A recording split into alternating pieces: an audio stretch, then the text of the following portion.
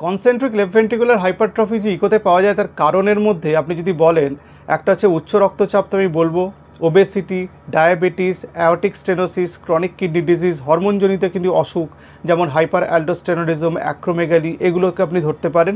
এবং আপনাকে আপনার জীবনশৈলীর পরিবর্তনও করতে হবে, কারণ কনসেন্ট্রিক লেফট ভেন্ট্রিকুলার হাইপারট্রফি আমাদের শরীরের ওজনের সঙ্গে ডাইরেক্টলি সম্পর্কিত।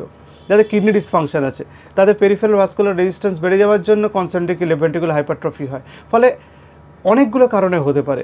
এটা চিকিৎসা করতে গেলে আপনাকে কারণগুলো ধরে ধরে চিকিৎসা করতে হবে, কারণ কনসেন্ট্রিক লেফট ভেন্ট্রিকুলার হাইপারট্রফি হলে আমাদের অ্যারিথমিয়া মানে কার্ডিয়াক যে রিদম সেটা চেঞ্জ হতে পারে, শ্বাসকষ্ট হতে পারে, চলাফেরা করতে গেলে বুকে ব্যথা হতে পারে কারণ ইস্কিমিয়া হয়, হার্ট ফেলিওর হতে পারে মানে হার্টের পাম্পিংয়ের অসুবিধা হতে পারে। শুধু তাই নয়, এই কনসেন্ট্রিক লেফট ভেন্ট্রিকুলার হাইপারট্রফি আমাদের যে কিডনির সমস্যা সেটাকে বাড়িয়ে দিতে পারে, কারণ রক্তচাপের পরিমাণ বাড়িয়ে দিয়ে। সুতরাং কারণ আর ফল দুটো একসাথে চিকিৎসা করতে